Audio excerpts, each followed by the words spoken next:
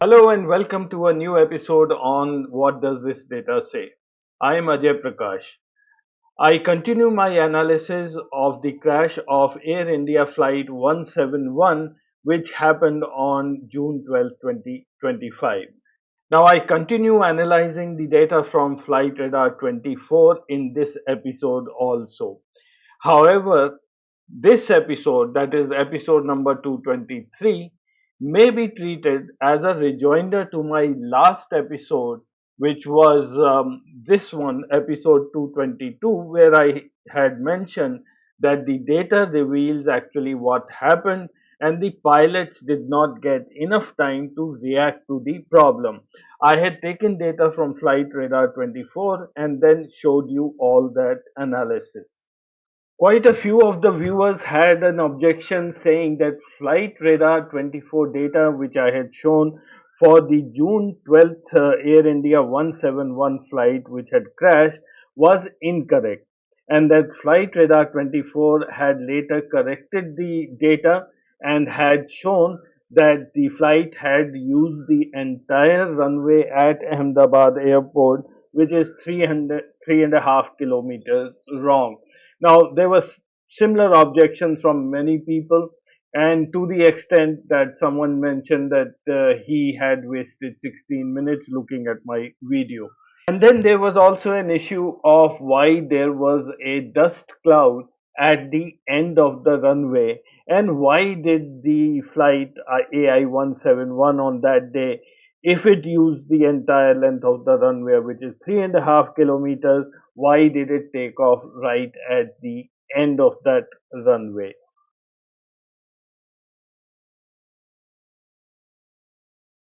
So those of you who have seen my last episode, episode number 222, for them it will be easy to follow what I am presenting in this episode. However, those of you who are joining new in this episode, don't worry, I'm going to give a very brief summary of what I said in that episode. I'm going to dig into some more data today and try to answer this question that did Air India Flight 171 use the full length of the runway on June 12, 2025 while taking off from Ahmedabad airport? The full length of the runway at Ahmedabad is 3.5 kilometers. For this purpose, I'm going to use the data which has been revised by Flight Radar 24, which many of you have pointed out, and see what really can be answered in this regard. And also from the same data, we'll try to see why do we see that cloud of dust at the end of the runway when the plane gets airborne. So here's a quick recap of my previous episode. In that episode, what I have done is I've taken data from Flight Radar 24 from June 9th for the Air India Flight 171, the same flight which crashed on June 12th. So June 9th, June 10th, June 11th, and June 12th, and I have compared their trajectory while they were taking off at Ahmedabad airport. The idea was to compare the same flight, that is Air India Flight 171, that how it performed on June 9th, 10th, 11th, and then compare it with the flight which crashed and see if we can identify any anomaly, any pattern, anything out of the normal. So here is the ground trajectories of June 9th and 10th. You can see that the aircraft came out from the taxiway and then backtracked a little bit before it took off. The same thing happened on June 10th, the same thing happened on June 11th, and the data which I had shown for June 12th did not show the aircraft backtracking. And now that was pointed out by many viewers that this is wrong, and Flight Radar 24 had later corrected it. So I had plotted the results in this table, and then the June 12th flight did show some anomalies. I had that time assessed that it had used only a part of the runway. This I'm going to now show you what could have been the possible length of the runway that it used. The other things were not out of the normal. Its takeoff speed was 174 knots, a little slower than the previous day's flight. And then the vertical speed was the main cause of concern. the aircraft did not get the required lift when it was at the end of the runway. You can see here that the vertical lift of this flight was only 896 feet per minute, and that's about half of what the other flights had shown in the previous days. Now, this news that Air India 171 had exhausted 3.5 kilometers of runway before takeoff point, indicating no thrust. This story was published in several newspapers. I'm showing you right now the Financial Express of June 19. Now, this paper then further quoted that this story was received from Times of India.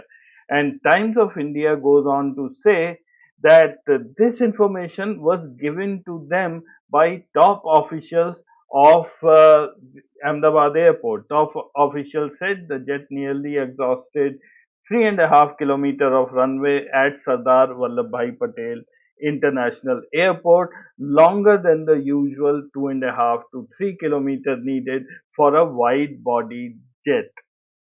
Now, did Flight Radar 24 state that Flight AI-171 used the full runway? Well, it did in one of its posts on June 12th, which I'm showing you right now on your screen. There is a paragraph here which says the full length of runway 23 at Ahmedabad was used. We are continuing to process data from receiver sources individually. Additional processing confirms that AI-171 departed using the full length of the runway at Ahmedabad. Runway 23 is 11,499 feet long. That's about 3.5 kilometers. The aircraft backtracked to the end of the runway before beginning its takeoff roll. And then they show you this picture here. The arrow drawn here is not from the flight radar data. This has been superimposed on the image. Now, that's the only one place where flight radar says that the full length of the runway was used. Now, the very next day, flight radar puts up a tweet on X, and it says, we were able to process a limited number of additional ADS-B data frames, and our calculations of above ground level for Air India flight AI-171 are now available at this blog. I'll show you that blog, but the complete arrow which was there a day ago was missing. It only shows you half the runway and it shows the direction of travel.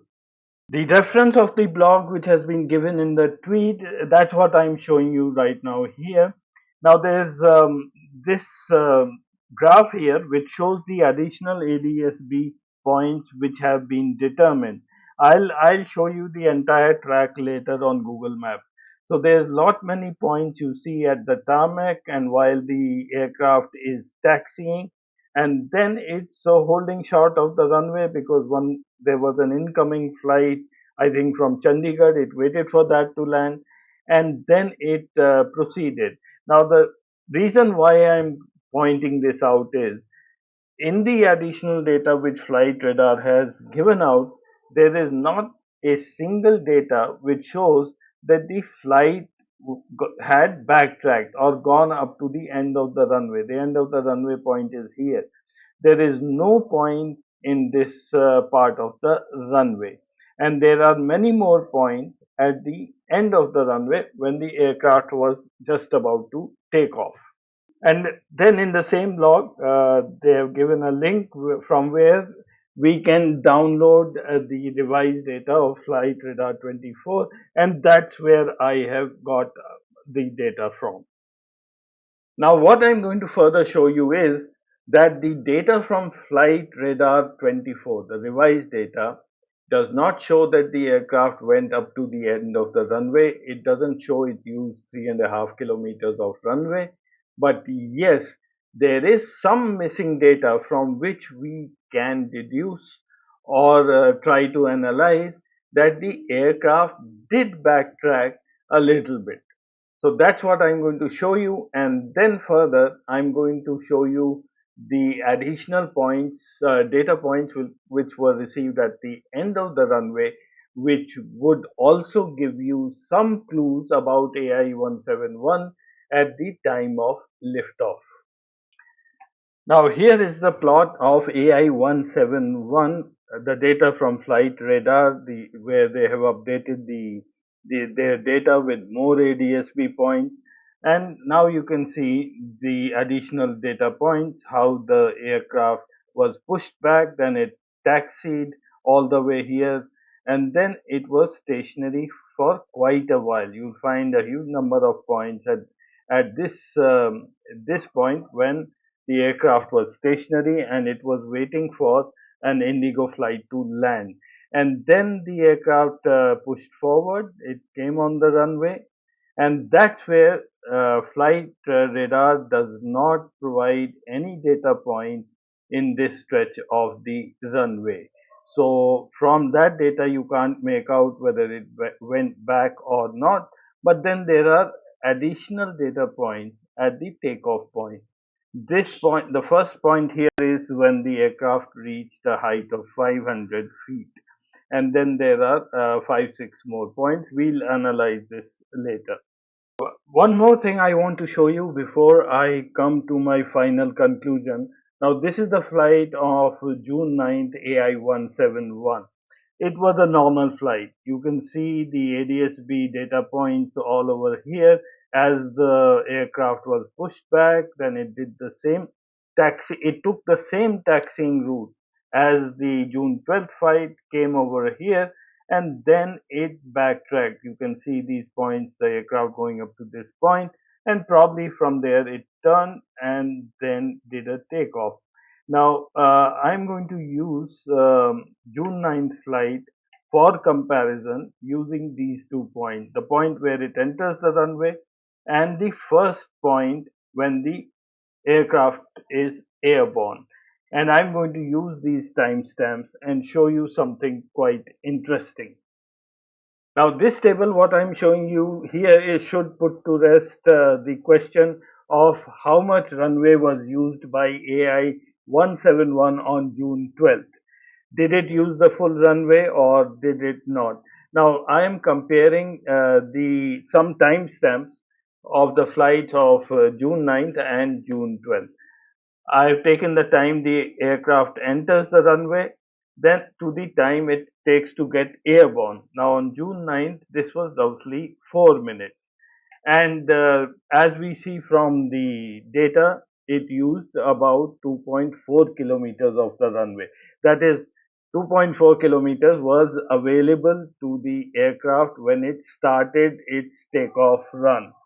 On June 12th, we have the same timestamps, time the aircraft entered the runway and the time it got airborne. This is roughly around 4.5 minutes. Therefore, I assume that the aircraft backtracked to about the same distance as the June 9th flight. In no way in 4 minutes this aircraft could have gone to the other end of the runway, which was another 1.5 kilometers down the line, turned and then made the takeoff run. So AI 171, according to me, did a backtrack. It went back about the usual length which other aircraft had been doing in the past. And then there are a few people who have expressed their doubt, saying that the aircraft, like a Dreamliner, cannot turn at the in the middle of the runway as the width is not enough. Just to clarify, Ahmedabad Airport does have a point at about 2.5 kilometers from the end where the aircraft can make a U-turn. I'm just showing this image. You can go to Google Maps and see it for yourself. And if you measure the distance of this point where the aircrafts turn, that is around 2.5 kilometers from the edge of the runway. Now, in this last section, let's try to see if we can explain why that cloud of dust took place when the aircraft was just getting airborne. Now, these are the last 7 data points which I received from flight data flight radar 24 in their revised data file. Now you can try to make out the alignment of these points. If I draw a straight line, it sort of veers to the left. Now this is only if the accuracy of flight radar data is very good. If it's not accurate, then probably this explanation may not hold good. Now the Ahmedabad airport runway width is 45 meters, while a Boeing 787 8-8, the wingspan is 60 meters. So if I were to now superimpose the aircraft on these data points, you would see that the aircraft is not on the center line, it's towards the left, and as it goes further, it the tendency is to move towards the left, and at the last point the engine is almost above the ground, which is next to the runway. So my explanation could be that if this data is true and the aircraft was going towards the left, as it took off, it could have blown up the dust below it. So that's all the data, folks, and I hope I have been able to clarify a few issues that were raised on my last episode. It's for us now to make a judgment. The experts have to come in and tell us what happened. But I still believe somewhere that the pilots did not get enough time to react. Whatever happened to the aircraft that day happened after it started its takeoff run. Thank you for watching.